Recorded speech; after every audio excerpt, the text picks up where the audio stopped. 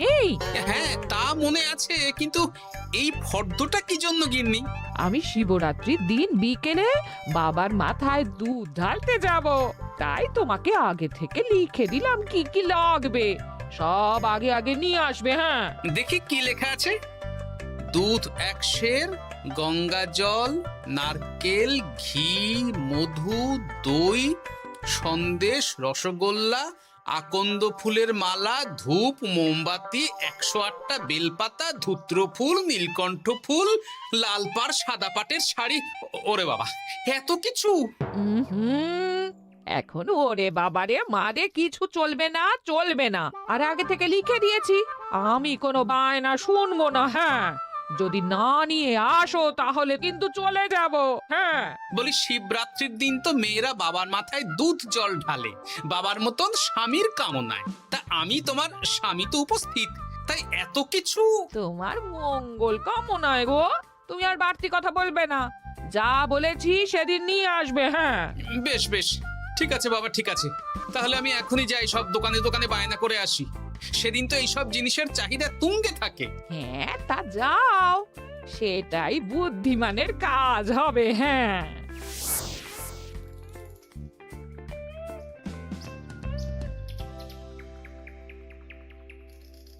আরে এই তো পুটির বাবা, সকালে রাজসভায় গিয়েছিলে কিন্তু তেমন কোনো কথা হলো না। হ্যাঁ গোপাল দাদা, এখন কি যে করি। ঠিক আছে ঠিক আছে, আমি দেখছি কি ব্যবস্থা করা যায়, বুঝলে। ঠিক আছে গোপাল দাদা, একটু দেখো, বুঝতেই তো পারছো অভাবের সংসার। হ্যাঁ হ্যাঁ, কোনো চিন্তা করো না।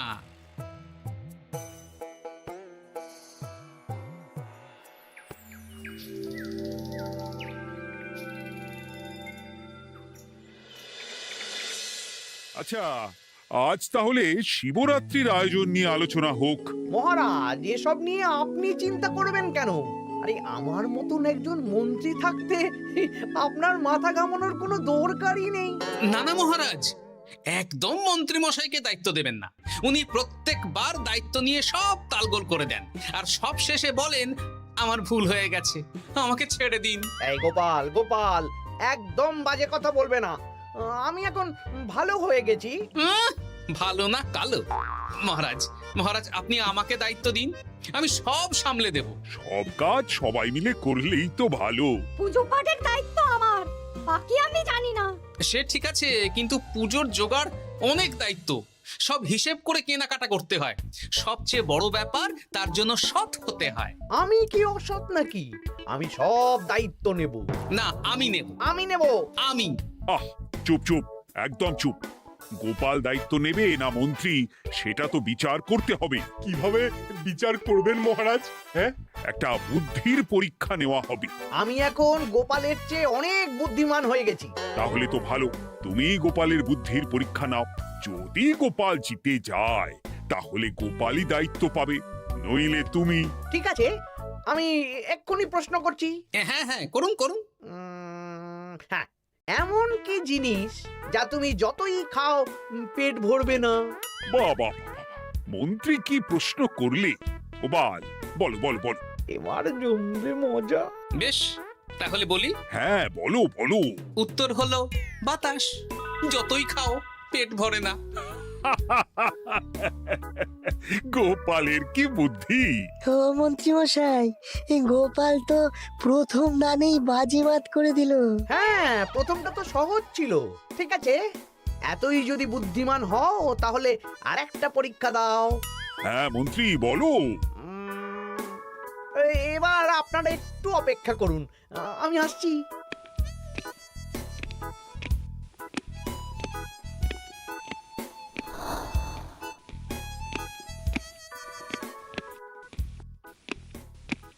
এই তো মন্ত্রী এসে গেছে, আবার হাতে একটা খাঁচা।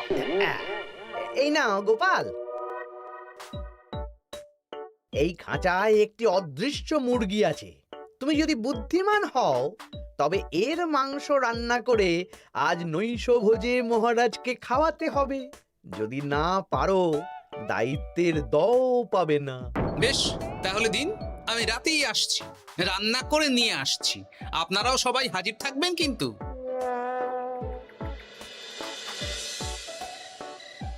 এই সেরেছে, গোপাল যে এখনো এলো না।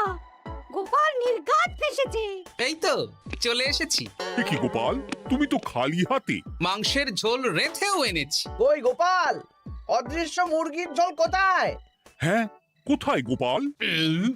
আহ, মহারাজ, অমন সুস্বাদু মুরগি আমি আগে কখনো খাইনি। আমি সেটা রান্না করে রাজপ্রাসাদের প্রধান ফটকের বাইরে রেখে এসেছি। মস্করা হচ্ছে? চলুন তো গিয়ে দেখি। হ্যাঁ, চলো তো।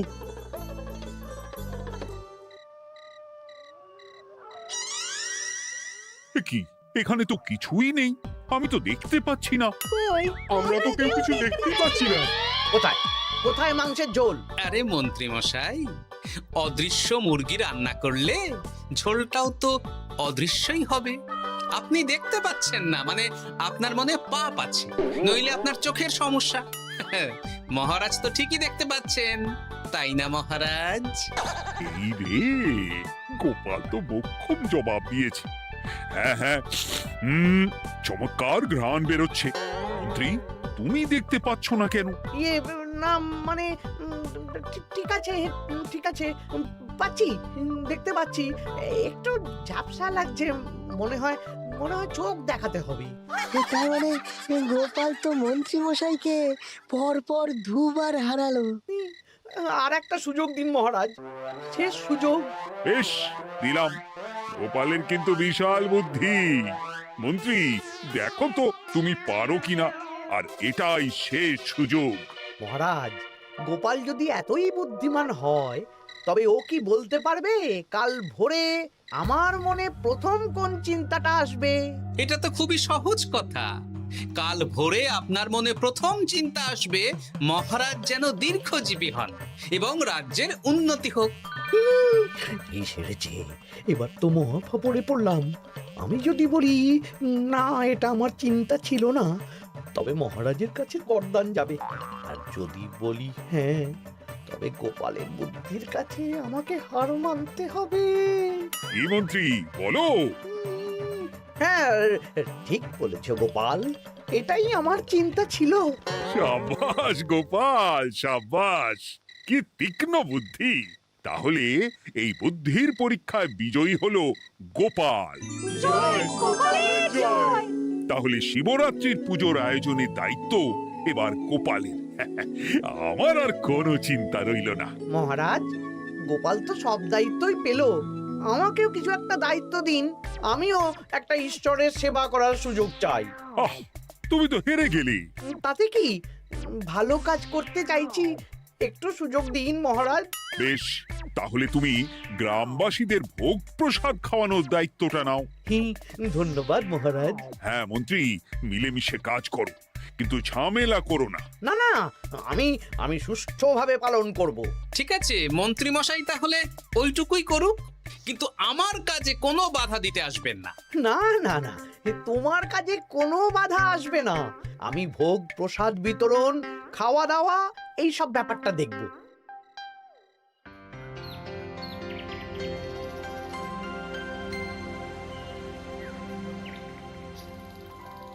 বলুন মন্ত্রীমশাই, সকাল সকাল ডেকে পাঠালেন। শোন বটা ঘটা, এবারে শিবরাত্রি উপলক্ষে যে ভোগ প্রসাদ জনগণের উদ্দেশ্যে বিতরণ হবে, তার পুরো দায়িত্বই আমার। তাতে কি, মহারাজ আয়োজন করেন আর সব রাজ্যবাসী বিনামূল্যে খেয়ে যান। সেই প্রথা এতদিন চালু ছিল, কিন্তু এবার একটু অন্যরকম হবে। কিরকম কিরকম? তোরা দুজন আমার নাম করে সব গরিব প্রজাদের কাছ থেকে ভোগ খাওয়ার জন্য চাঁদা তুলবি। শিব পুজোয় চাঁদা? হ্যাঁ দাদা, না মানে ঘটা, খুব সামান্য। বাড়ি আর দোকানগুলোয় যাবি আর মাথা পিছু 1 আনা করে তুলবি, কেমন? বেশ, তারপর বলবি ঢালাও খাওয়ানো হবে, এলাহি আয়োজন। আচ্ছা ঠিক আছে। তবে ভুল করেও কোনো রাজসভাসদদের বাড়ি থেকে বা মান্যিগণ্যি লোকের বাড়ি থেকে এই চাঁদা তুলিস না যেন। না না, বুঝতে পেরেছি, তুলবো না। বলবি সারা রাত পুজো হবে, পরের দিন সকালে হবে প্রসাদ বিতরণ, কেমন?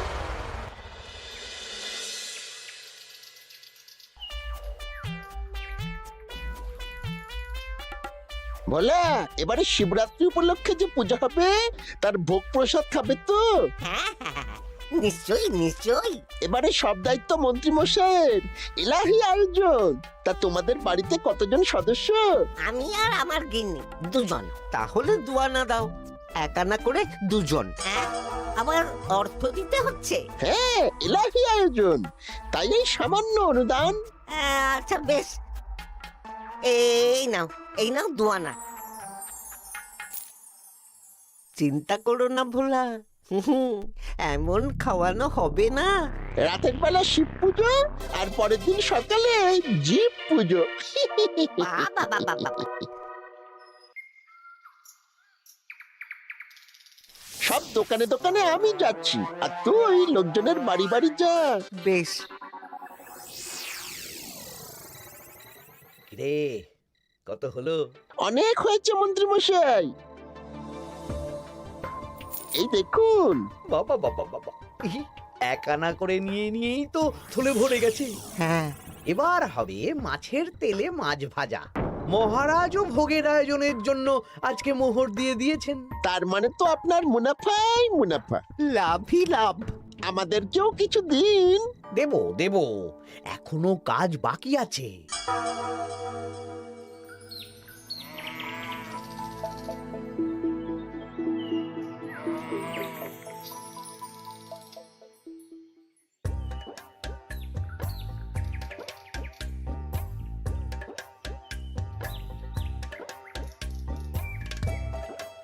আরে আরে গোপাল দাদা যে, এত কিছু কি নিয়ে যাচ্ছ?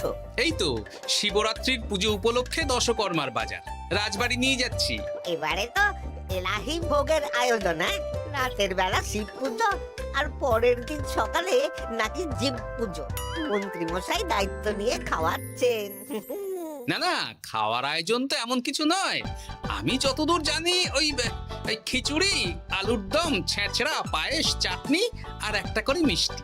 আর যতদূর জানি এই ভোগ খাবার জন্য সব গ্রামবাসী থেকে মাথা পিছু এক আনা করে নিয়েছেন। হ্যাঁ, ভোগের প্রসাদ তো বিনামূল্যে।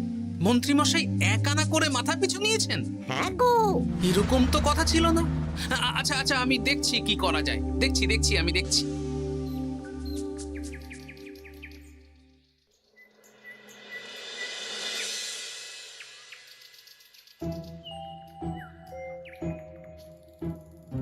ভায়া, বলছি তোমার কাছে মন্ত্রীমশাই এসেছিলেন? হ্যাঁ, চালের বায়না করে গেলেন। তা কি চালের বায়না করলেন? খুবই সাধারণ চাল, আমার দোকানে সবচেয়ে কম দামি চাল বলতে পারো। সে চাল তো আমি পুজোর দিন পাঠিয়ে দেব বলেছি। আচ্ছা, কেনাকাটার রসিদপত্র? না না, সেসব হয়নি, শেষে দেব। শোনো, মহারাজের আদেশ, মন্ত্রীমশাই যে চাল বলেছেন তার থেকে 5 গুণ উৎকৃষ্ট মানের চাল দেওয়া চাই। যে চাল রাজা বাদশারাও খুব কম খান, সবচেয়ে দামি চাল। আচ্ছা, আর ডাল? ওটাও 1 নম্বর মানের সোনামুখ দেবে। বেশ। মন্ত্রীমশাই যা যা বায়না দিয়েছেন পরিমাণ এক থাকবে, শুধু জিনিসপত্রের মান বাড়বে। ঠিক আছে? আচ্ছা, ঠিক আছে। আর একথা মন্ত্রীমশাইকে জানানোর দরকার নেই, শুধু মোহরটা ওনার কাছ থেকে আদায় করে নিন। যেদিন খাওয়ানো হবে সেদিন বিকেলে যাবে, মানে শিবরাত্রির পরের দিন বিকেল। বেশ।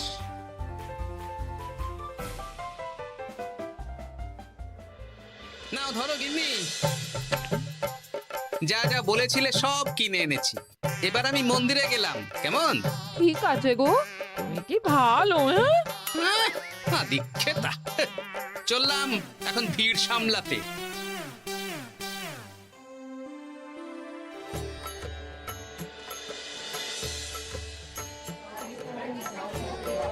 একটু সারিবদ্ধভাবে দাঁড়ান, আপনারও সুযোগ আসবে। বাবা কাউকে ফিরিয়ে দেবে না। দেখো মন্ত্রী, দেখো গোপাল কি সুন্দর ভিড় সামলাচ্ছে। ওকে তো এই জন্যই দায়িত্ব দেওয়া। হ্যাঁ, তাই তো দেখছি। ওম নমঃ শিবায়। হে ভোলানাথ, দেবাদিদেব মহাদেব সকলের কল্যাণ করুন। জয় দেবাদিদেব মহাদেবের জয়। হে ভোলেনাথ মহেশ্বর, মঙ্গল করো বাবা। জয় বাবা ভোলাদেব মহেশ্বরের জয়। তা তোমার শরীর এখন কেমন? এই তো বেশ ভালো আছি।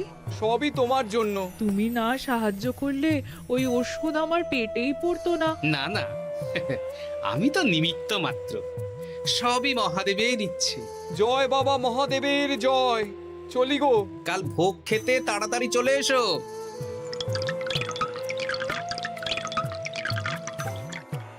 জয় দেবাদিদেব মহাদেবের জয়।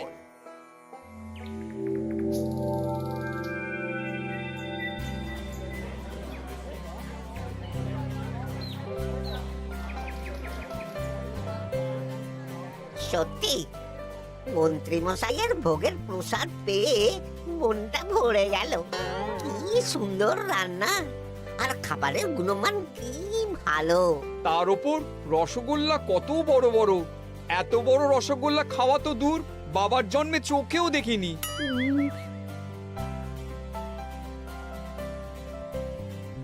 এই সেরেছে।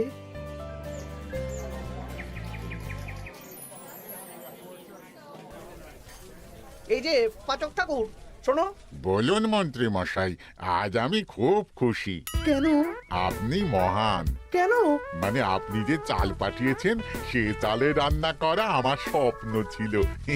কি গন্ধ, কি গুণমান, রাজা বাদশাদের চাল বলে কথা। আমি তো খুব সাধারণ মানের চাল দিতে বলেছিলাম, 30 আনা সের মূল্যের চাল। কেন, নবাব বাদশাদের ঘরে এই চালটা থাকে। তাই? কোথা থেকে এলো? কেন, চালের দোকান থেকে এসেছে। মিষ্টিও দারুণ, রসগোল্লা তো নয়, যেন যেন একেবারে বড় বড় রাজভোগ। কি আকার, কি গুণমান, কি স্বাদ। আহা, দেখুন দেখুন দেখুন। বাবা, ভোলা এত বড় রসগোল্লা দিয়েছে। ঠিক আছে, যা হচ্ছে হতে দে। আমি তো চিন্তায় পড়ে গেছি।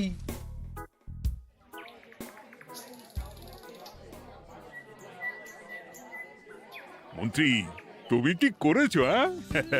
তোমার নামে তো সবাই সুখ্যাতি করছে। না না, এই আর কি। আমি যা অর্থ দিয়েছি এই আয়োজনের জন্য তো তার চেয়ে 5 গুণ বেশি মোহর লাগবে, কিন্তু তুমি কি করে করলে? মন্ত্রীমশাই সত্যিই ভালো হয়ে গেছেন। দেখো গোপাল, দেখো মন্ত্রী সত্যি বদলে গেছেন। সবই তো জনগণের সেবার জন্য।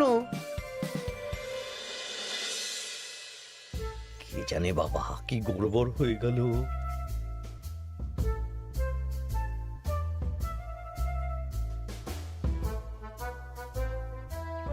মন্ত্রী মশাই, বকেয়া পাওনা নিতে এলাম। আপনার মোট হয়েছে চালের 350 মোহর, মুগ ডালের 250 মোহর, আর মশলাপাতি 100 মোহর। হ্যাঁ, বলো কি? মন্ত্রী মশাই, ওই আপনার মোট বকেয়া 300 মোহর। আর আমার এই 150 মোহর। হ্যাঁ, চলুন মহারাজ, একটু মন্ত্রীমশাইয়ের বাড়ির দিকে ঢু মেরে আসি। চল। চলুন, ওনাকে গিয়ে ধন্যবাদ জানিয়ে আসি। এই না না না, আরে আরে আমি কি করে দেব? আমি কি চন্দ্রমুখী আলু দিতে বলেছিলাম? আমি কি করে দেব? না না, ও আপনাকে দিতেই হবে। হ্যাঁ, কি বলছো মন্ত্রী? তুমি এত ভালো কাজ করেছো, এত বড় মুখ করে সকালে বললে যে সবই জনগণের সেবার জন্য। আরে আমি কিভাবে জানবো যে এত খরচ হয়ে যাবে? কেন মন্ত্রীমশাই, আপনি তো গ্রামবাসীদের থেকে অর্থ নিয়েছেন, মাথা পিছু 1 আনা করে। মানে এসব তো কথা ছিল না। এই সেরেছে, গোপাল কি করে জেনে গেল? এসব কথা কি আর চাপা থাকে? আর সেই জন্যই তো আপনি ভালো মানের খাবার খাইয়েছেন। সত্যি তো, যে মানের খাবার খাওয়ানো হয়েছে তা কৃষ্ণনগর কেন, আশেপাশের কয়েকটা নগরের লোকও এই জিনিস চোখে দেখেনি, আর তাই তুমি অর্থ আদায় করেছো। না মানে, আমি বুঝতে পারছি না, আমার অনুমতি ছাড়া এগুলো হলো কি করে? মন্ত্রী মশাই, বকেয়া পাওনা দিন, নইলে খারাপ হয়ে যাবে বলে দিচ্ছি। হয়ে গেল, আমি ভিখারি হয়ে গেলাম। অগিন্নি, মোহরের থলেগুলো নিয়ে এসো, গয়নাগাটি নিয়ে এসো। আমাকে পথে বসিয়ে দিল। কে কে আমার এত বড় সর্বনাশ করলো? আমি মন্ত্রী মশাই, আমি। আপনি যখন চাঁদা তুলে ভালো খাওয়াতে চাইছেন, তাই সবচেয়ে ভালো খাওয়ানোর ব্যবস্থা করে দিলাম, তাও আবার আপনার ঘাড় ভেঙে। আমার সর্বনাশ হয়ে গেল।